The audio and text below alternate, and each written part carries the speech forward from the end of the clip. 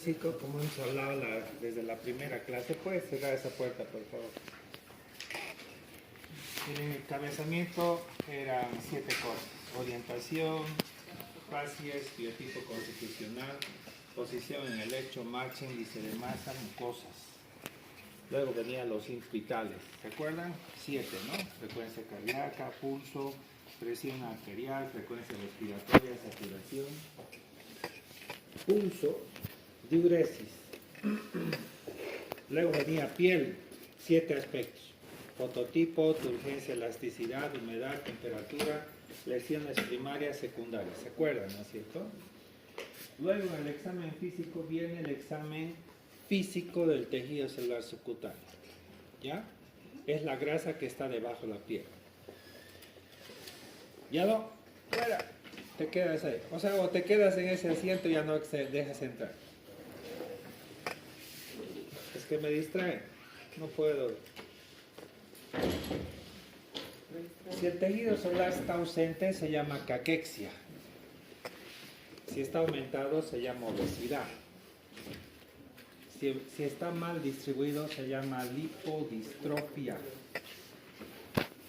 Ustedes conocen, recuerdan la imagen que habíamos mostrado en piel, lo que se denomina hipodermis. A eso corresponde el tejido celular subcutáneo, que está formado sobre todo por células adiposas, venas, arterias, aunque es un lugar que está pobremente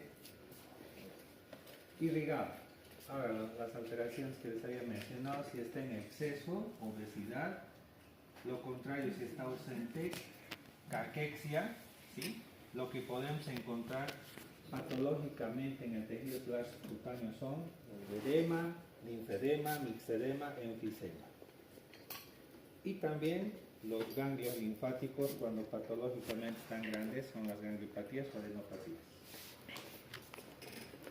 El edema lo definimos así: es la acumulación de líquido en el intersticio de los tejidos y los órganos y las cavidades serosas. Y se acuerdan que habían estas presiones que estaban a favor y en contra de mantener el suero en el espacio intravascular. ¿Se acuerdan de fisiología? Que la presión que obligaba a que salga el líquido, el suero de los capilares hacia el intersticio, era la presión hidrostática. Le ganaba la presión coloidosmótica. Eso es en el extremo arterial. En el lado venoso, o sea, la fisiología se trata de bañar a las células con un suero rico en nutrientes y oxígeno. En cambio, en el lado venoso aumenta la presión coloidosmótica y baja drásticamente la presión capilar, y esto hace de que rechupe, para que mejor entiendan, o reabsorba ese líquido que ha salido. Pero si se queda, se llama edema. Hay algunos aspectos también que consideran como algunas variables para que haya o no edema. Eso es la permeabilidad del sistema vascular. Acá tenemos, por ejemplo, aumentado cuando hay sepsis, o las hormonas que intervienen, como la antidiurética, aldosterona, y la función renal. Ahora, este líquido puede ser exudado o puede ser transudado. La diferencia es que el exudado es un líquido que tiene muy pocas proteínas, a diferencia del exudado, perdón, es un líquido rico en proteínas. El transudado es una filtración, casi no hay proteínas. Entonces, como hemos hablado, muchos de los factores pueden intervenir en la creación del edema, en la formación del edema. Por ejemplo, el aumento de la presión hidrostática, ¿en qué causa? Insuficiencia cardíaca, insuficiencia renal. ¿En qué casos hubiera disminución de la presión coloidosmótica? Insuficiencia hepática, síndrome nefrótico. ¿Ya? Recuerden que el agua corporal representa el 60% del peso corporal, siendo el líquido intracelular el más abundante, un 40%, y el extracelular 20%. A su vez, el extracelular está dividido en intravascular y en intersticial. El intravascular representa el 5% y el intersticial 15%. Haremos un ensayo. A ver, un individuo que pesa 70 kilos, ¿cuántos litros de agua tendrá? 70 kilos, 60%.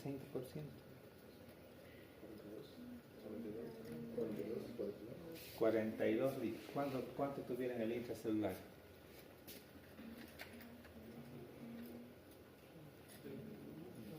28 litros. ¿Cuánto tuviera en el extracelular?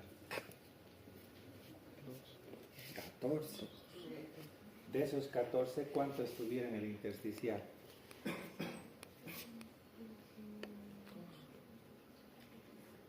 10 y 4 es intravascular o plástico. Esa es la distribución de los líquidos normales.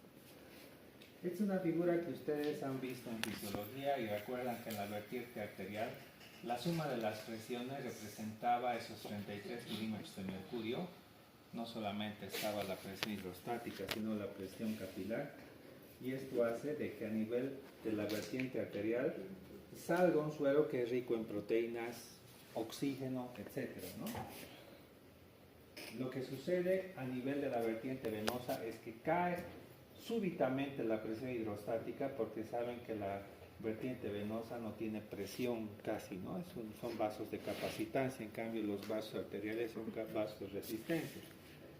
Esto va a determinar que ese suero que ha salido y ha sido usado por la célula regrese a la vertiente venosa. Si se produce una alteración de cualquiera de esas presiones, se va a producir edema.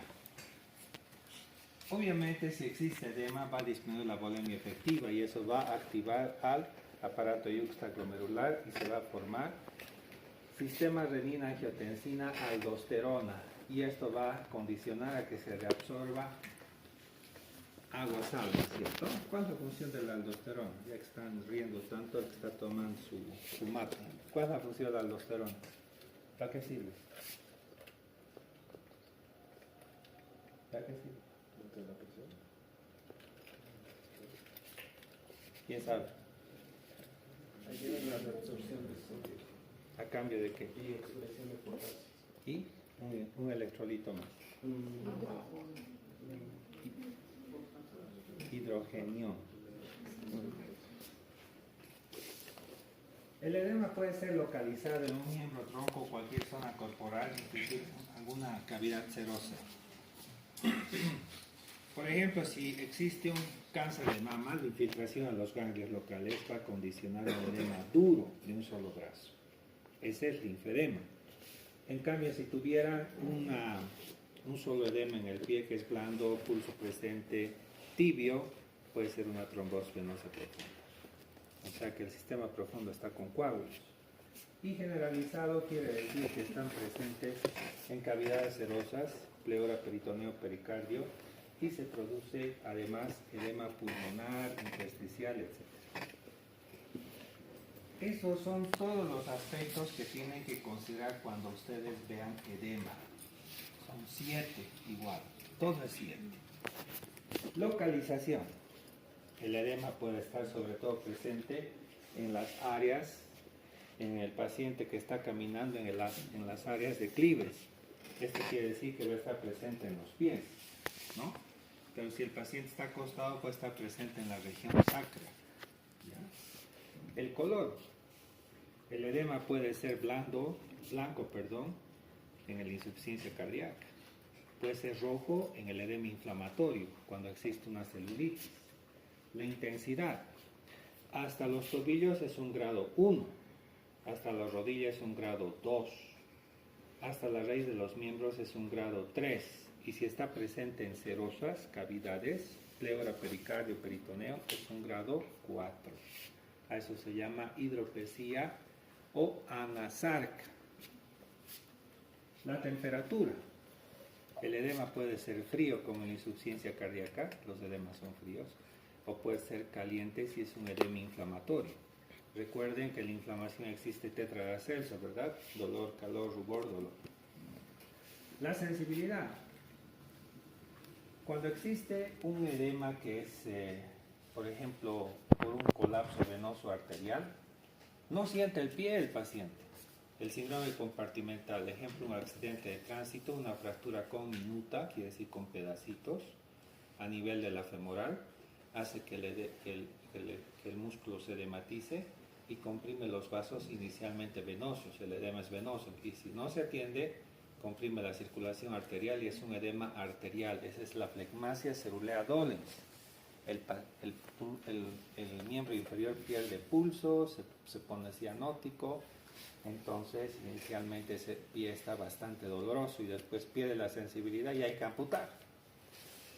La consistencia. Los edemas de la insuficiencia cardíaca, por ejemplo, son blandos, es fobia positivo. En cambio, el edema linfático es durísimo. El linfedema típicamente es duro. Es la famosa piel de naranja. La piel está tan estirada que se ven los poros. Esa es la piel de naranja. Los trastornos tróficos. Ya les he mostrado en pie, los trastornos tróficos se refieren en esas personas que tienen mala circulación de retorno, la piel se torna parda, se vuelve parda, ¿no es cierto? Y por último, la evolución. La evolución significa de que el edema no ha ido mejorando, ha ido empeorando, ha aumentado en grado, o como les decía, del famoso síndrome compartimental por un accidente, pasa de un edema venoso a un arterial y hay que amputar ese pie si no se hace una fasciotomía. Aquí está un reforzamiento de lo que les he hablado, la localización en miembros inferiores maleolares, el edema cardiogénico por la gravedad. Ahora, si el paciente está acostado, se evidencia en los músculos y en las regiones sacras. Muchas veces se localiza en un solo pie, generalmente la insuficiencia cardíaca, insuficiencia hepática, insuficiencia renal son bilaterales por si acaso. En cambio, si hay trombosis venosa es unilateral. Lo que ustedes tienen que mal pensar cuando vean a un paciente con edema unilateral, trombosis venosa profunda, en primer lugar. Y hay una triada, pregunta de examen, la triada de Bishop, dice éstasis venosa, hipercoagulabilidad, trauma vascular. Éstasis venosa es pacientes que están mucho tiempo quietos, por ejemplo los del hospital están en cama mucho tiempo. Inclusive puede suceder en ellos que viajan distancias largas a Japón, digamos, se bajan del avión con su edema, ¿ya? Hipercoagulabilidad. ¿Qué enfermedades hacen que la sangre se coagule más rápido? Poliglobulia, síndrome antifosfolipídico, estrógenos, cuando las mujeres toman anticonceptivos. Y por último, trauma vascular. Si existen varices, por ejemplo, pueden haber trombos. ¿Cuál es el riesgo de que haya una trombosis en el sistema venoso profundo de la pierna? ¿Qué va a pasar con la cola del coágulo que está flotando ahí adentro? Puede provocar que decide una porción de coágulo puede ir directamente hacia Eso se escucha mejor. Viaja a través del sistema venoso profundo a la vena cava inferior, llega a la aurícula derecha, esta la bombea al ventrículo derecho y se va a la arteria pulmonar. Eso se llama embolia pulmonar y es mortal. Este es un edema, ejemplo de edema localizado. Este probablemente o esta es una paciente alérgica, entonces se ha producido por mediación de la IgE, liberación de los mastocitos de histamina, y está condicionado a un edema inflamatorio agudo. Ahí vemos al paciente bastante enrojecido, está con queiloedema, o sea, los labios están edematizados, hay blefaroedema, y también el riesgo es de que las cuerdas vocales se edematicen y el paciente haga una obstrucción de la vía aérea y se muera, ¿no? Este es un ejemplo de edema localizado también, cuando existe un tumor que comprime la vena cava superior, un linfoma, digamos, o un timoma, o un tiroides, no deja que regrese la sangre de la cabeza, del cuello hacia el corazón.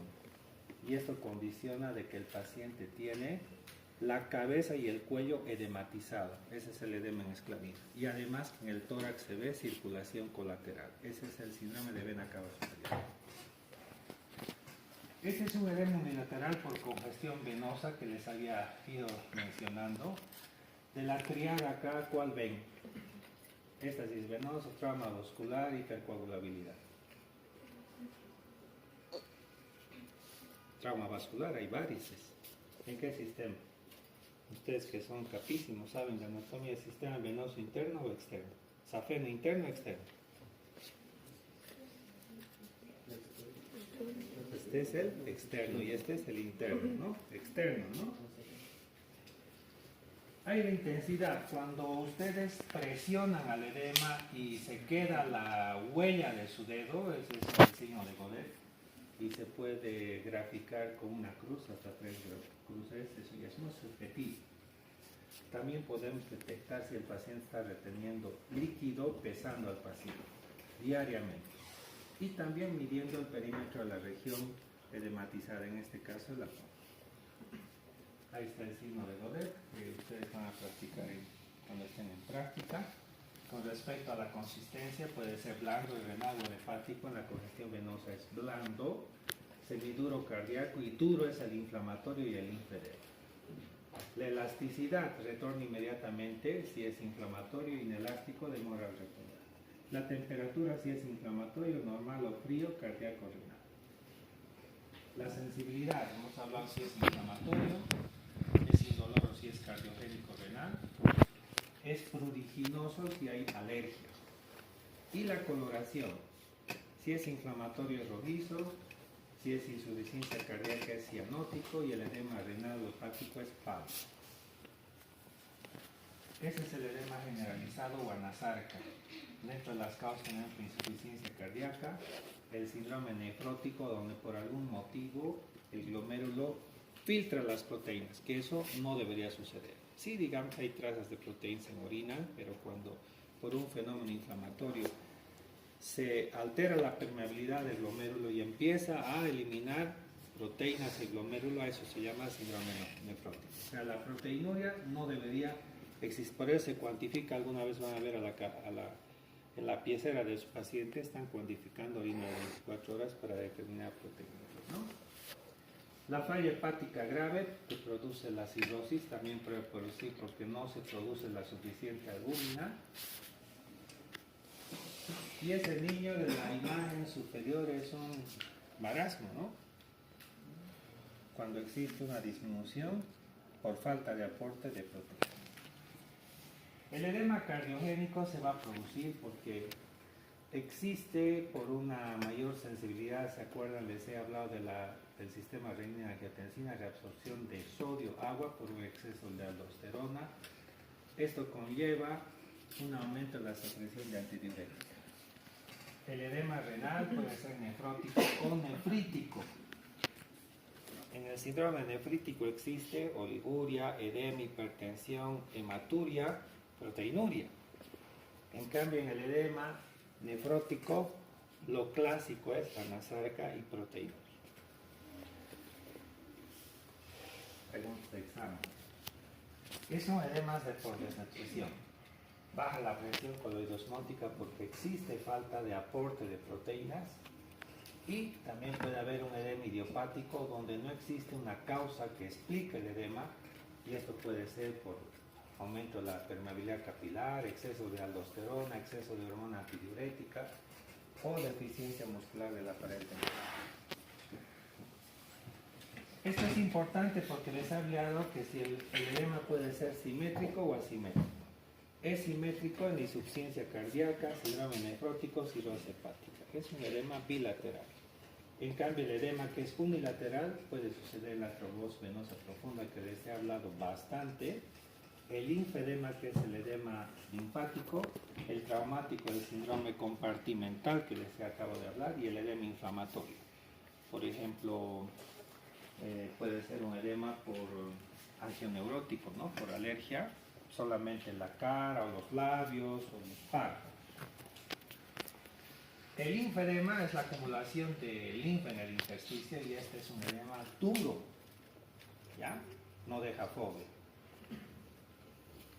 Ustedes en parasitología han debido ver una causa bien frecuente, que es la Wuchereria bancrofti, ¿no? Que es una filaria. Claro que eso no tenemos acá. Sin embargo, una causa muy cercana que ustedes van a ver es el cáncer de mama. Cuando infiltra a los brazos, ese brazo es bastante muy aumentado de volumen y es el edema durísimo, ¿ya? Ahí está, una imagen donde están viendo, se produce porque hay aplasia en algunos casos, cuando es congénito, hipoplasia de vasos linfáticos. En cambio, el secundario se produce cuando hay obstrucción o destrucción de los vasos linfáticos normales, por ejemplo, un cáncer de mama.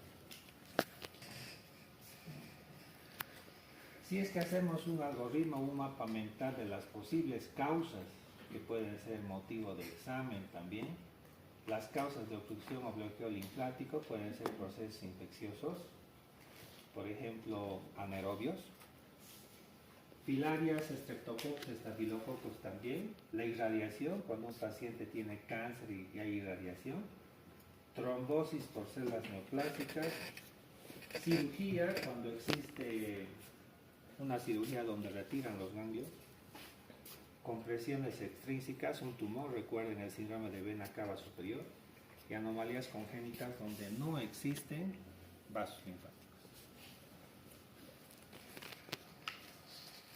En este caso, la semiología del linfedema tiene dolor cuando cambia de posición. Nunca va a mejorar si se eleva las extremidades, una posición venosa. Limita bastante la movilidad y forma úlceras cuando se complican. Obviamente el problema es estético y el paciente tiene angustia, no hay bienestar emocional. Esta es otra patología que se puede ver en el tejido celular subcutáneo y es el mixedema. El mixedema es un tipo especial de edema que se produce cuando hay una hipofunción tiroidea, en el hipotiroidismo. En este paciente se acumulan en los tejidos mucoproteínas en diversos sectores del organismo, sobre todo a nivel tibial, pretibial. El mixedema pretibial es típico en los pacientes hipotiroideos. Y también se puede acumular en los párpados, son los xantomas con X. Enfisema subcutáneo es la presencia de aire, y esto es porque se ha producido la ruptura de la vía aérea. Un grupo de alvéolos, hay aire en el tejido celular subcutáneo. ¿En qué caso se puede producir? Cuando ustedes en la práctica puedan tocar a un paciente que tiene enfisema, se siente como si fuera nieve. Hay una crepitación de nieve, como si estuvieran apretando cuando tienen, digamos, un paquete nuevo, un celular, tiene como una envoltura con unos globitos, ¿verdad? Igualito. Tiene esa sensación de que se van rompiendo eso, ¿ya? ¿En qué caso se puede producir? Un accidente de tránsito donde hay sección de la tráquea, digamos, ¿no? Una ruptura de los bronquios, o un neumotórax, ya sea traumático, una herida por arma blanca, digamos, un neumotórax. O en medicina puede ser cuando no existe suficiente preparación para colocar una vía venosa central supraorbicular. Se puede rasgar la pleura y se produce neumotórax y enfisema.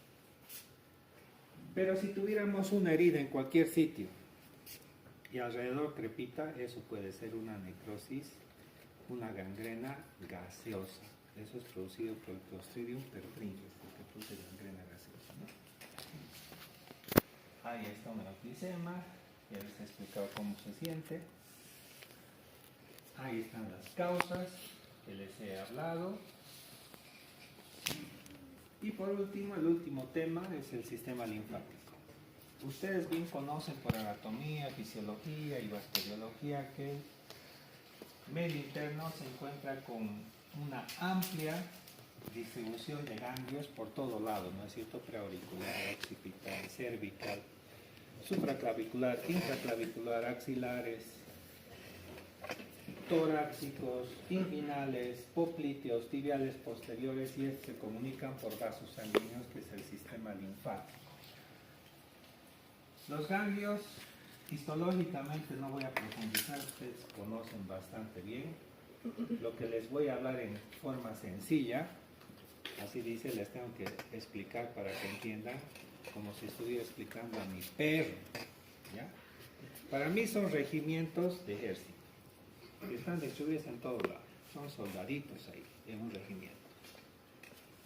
Normalmente no se ve ni se toca, y en semiología ustedes tienen que revisar, y no ven ni tocan, normalmente no se ve.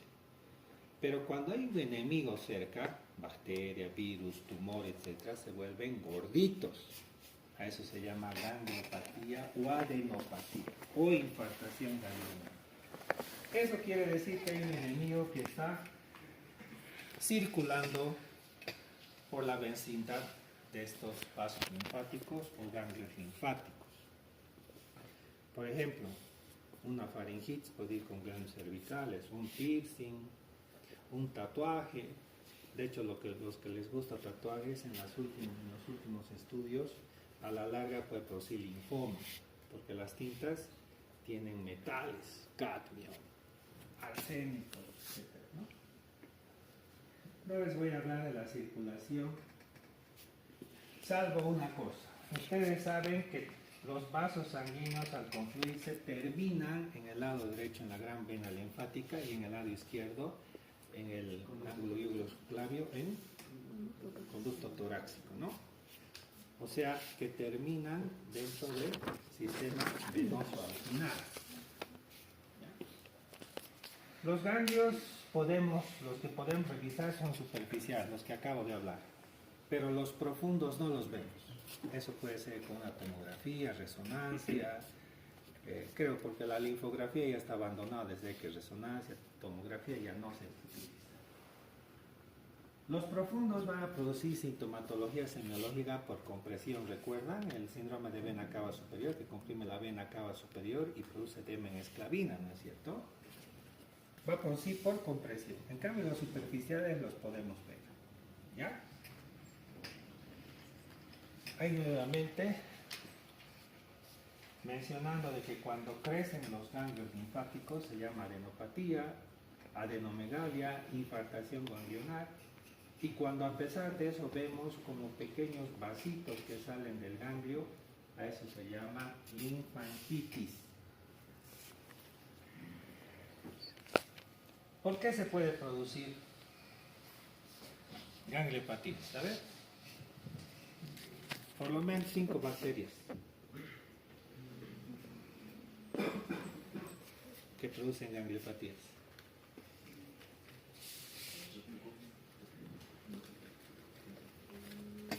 Ignoritos. Las enfermedades de transmisión sexual, pues, le ponemos pálido. ¿Qué más? Linfogranuloma venéreo, tuberculosis, gonorrea. ¿Sí o no? Clamidia. Ahora, dígame 5 virus que producen adenopatías. Virus. ¿Cuál es la enfermedad del primer beso? ¿Ah? Mononucleosis infecciosa, es el virus de Epstein-Barr. Otra causa. HIV, pues. SIDA. Otra. Rubiola, sarampión, varicela. ¿Qué causas de alteraciones en el metabolismo pueden producir? No, veremos qué parásitos pueden producir gangliopatías. Parásitos. Habla fuerte. Leishmaniasis, ¿qué más? Toxoplasmosis, trypanosomiasis, filarias, ya, un hito más. Esquistosoma. ¿Qué enfermedades del metabolismo pueden producir gangliopatía? Quizás eso no la saben. La enfermedad de Gaucher, enfermedad de Pompe, enfermedad de Tay-Sachs, son enfermedades donde se alteran los lípidos, glúcidos, etc. Pero también puede ser cáncer, linfoma, leucemia, metástasis, mieloma. Ahí está un pequeño resumen de todo lo que puede producir gangliopatía. Rubiola, mononucleosis, citomegalovirus, entre los bacterianos, tuberculosis, las enfermedades de transmisión sexual, sífilis, gonorrea, clamidia, etc. ¿No? Micosis nos hemos olvidado, criptococosis, mucormicosis, ¿qué más? Histoplasmosis, ¿ya? Las enfermedades inmunológicas también pueden producir como el lupus, artritis reumatoidea, dermatomiositis y la sarcoidosis. Y las enfermedades malignas, el linfoma Hodgkin, no Hodgkin. Esto de la ubicación de los ganglios no vamos a... Esto nos interesa. Si ustedes revisan el libro de Seidel que tienen en su biblioteca, que quizás no agarran ya libros, 7S dice en inglés, side, squeeze, split. Se los traduzco. Mínimo tienen que describir 7 cosas cuando ven un ganglio. Primero, sitio, localización, cervical, axilar, inguinal, donde ver. ¿Ya? Tamaño de los ganglios, size. Los ganglios que tienen menos de 20 milímetros pueden ser inflamatorios. Los que son más grandes son tumorales. ¿Ya? Forma. Si es que existe una forma redondeada, regular, puede ser un inflamatorio, pero si es alterada la forma, ese es un ganglio tumoral. Bordes. Los bordes que son irregulares son tumorales. Número de ganglios. Ya. Split, si es que existe más de una cadena ganglionar, cuidado, ¿no? Puede ser un HIV. De hecho, el HIV tiene un flu-like síndrome o un mononucleosis-like. Like significa en inglés un síndrome parecido a mononucleosis o resfrío. El paciente se siente con fiebre, débil y aparecen más de 2 cadenas ganglionares. ¿Ya? Número de ganglios también es importante. La sensibilidad, si es que los ganglios duelen, probablemente son inflamatorios. Si al comprimir se exprimen totalmente son inflamatorios, si no, pueden ser tumorales. La única excepción es la tuberculosis. La tuberculosis no es maligna, pero produce ganglios que son deformes, grandes. Eso se llama escrófula. Pregunta de examen. Hay que determinar cómo es el estado de la piel, si hay Tetracelso. Hay que ver cómo es la evolución, si es aguda, crónica, etc. Existen algunos estudios que se pueden realizar para determinar sobre todo los ganglios profundos, hacer toracoscopía, laparoscopía o directamente hacer una tomografía, resonancia, ¿no? La tomografía ya está abandonada. Obviamente todos los exámenes complementarios, perfil inmunológico, hematología, algunas pruebas específicas. Quizás hacer hincapié en algunas enfermedades que son bien clásicas y las van a ver a partir de ahora para siempre, como es la mononucleosis infecciosa, que se caracteriza por fiebre, anedopatías, faringitis, y en el frotis se ven linfocitos atípicos. Es producida por el virus de Epstein-Barr. También puede estar acompañada de hepatoesplenomegalia. La causa más frecuente es el virus de Epstein-Barr, aunque existen otros virus que también pueden producir. Este es el clásico que se llama la enfermedad del primer beso. Escoger con quién se van a besar, ¿no? Por si acaso, no con cualquiera. ¿Por qué? El virus de Epstein-Barr está ahora relacionado con todo. Leucemia, Alzheimer, linfoma, ¿sí? Ahora, si tenemos un paciente donde tiene fiebre, anenopatías, hay que pensar en 3 cosas. ¿Será infecciosa, será neoplásica o será autoinmune? Entonces, si el paciente tiene, además de adenopatías, espleno y hepatomegalia, es grave.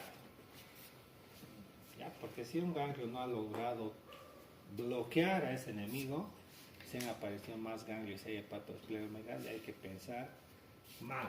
No podemos estar frente a un HIV, una rubiola, citomegalovirus, toxoplasmosis, fiebre tifoidea, leucemia, linfoma, mieloma, amiloidosis, lupus. Entonces, lo que hay que hacer en esto es, pacientes de bajo riesgo serían las inflamaciones infecciosas, hacer hemograma y control clínico. Los que son de alto riesgo hay que hacer examen especializado, resonancia, tomografía, pruebas autoinmunes, etc. Bueno, eso es todo. No sé si tienen preguntas y respuestas.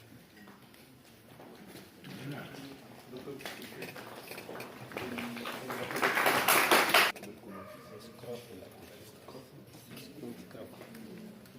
escrófula tuberculosa es la que rompe, digamos, la descripción que les he dado, porque la escrófula tuberculosa, el ganglio es grande, fluctuante y se fistuliza. Empieza a salir como quesillo, se fistuliza. Esa es la necrosis gaseosa que usted lleva en patología, ¿no? Entonces, esa es la escrófula. Y la tuberculosa en nosotros se encuentran en todo lado en los gases. Ahora con el tema de la vacunación y el tratamiento está menos, pero cada vez es más resistente el bacilo tuberculoso y tenemos formas resistentes a tuberculosis. Tenemos cuidado, ¿no? Eso es todo, ¿ya?